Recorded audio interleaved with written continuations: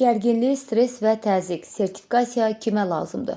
Görüntülər Şəkidəndir. Kadrlarda hər kəsi sarsıdan böyük bir gərginlik və həyəcan yaşanır. Sertifikasiya imtahanından kəsilən və ya imtahan zalında yüksək gərginliyə dözməyən müəllimlərin halı qəfildən pisləşib. Əraziyə təcili tibbi yardım briqadası çağırılıb. Həkimlər stres və infarkt riskinə qarşı müəllimlərə ilkin tibbi yardım göstərir. Bu mənzərə son günlər cəmiyyətdə ən çox verilən o sualı yenidən gündəmə gətirir. Müəllimlərin sertifikasiyası bura qədər gəlib çıxmalı idimi? Rəsmi qurumlar sertifikatlaşdırma prosesini, təhsilin keyfiyyətini artırmaq, müəllimlərin peşəkar biliklərini yoxlamaq və uğur qazananların əmək haqqını artırmaq üçün bir mexanizm kimi təqdim edir. Lakin bu prosesin görünməyən, daha doğrusu hər kəsin gördüyü ağır bir psixoloji tərəfi var. İmtahan stresi.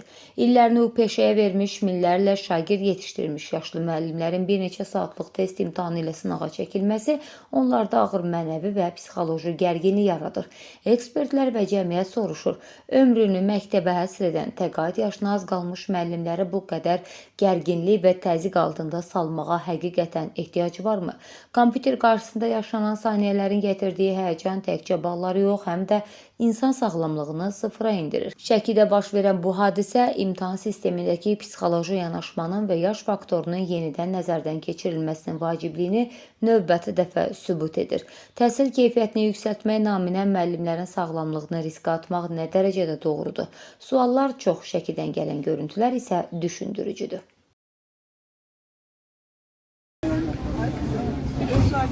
Qorxma, hər şey yaxşı olar. Hansılar şəbələrim?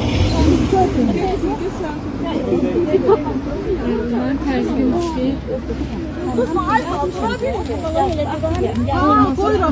Qoyun dəyməyin. Qoy çəkər verir. Ay doktor! Doktor var ki, çağırırsın. Yox, doktor yox.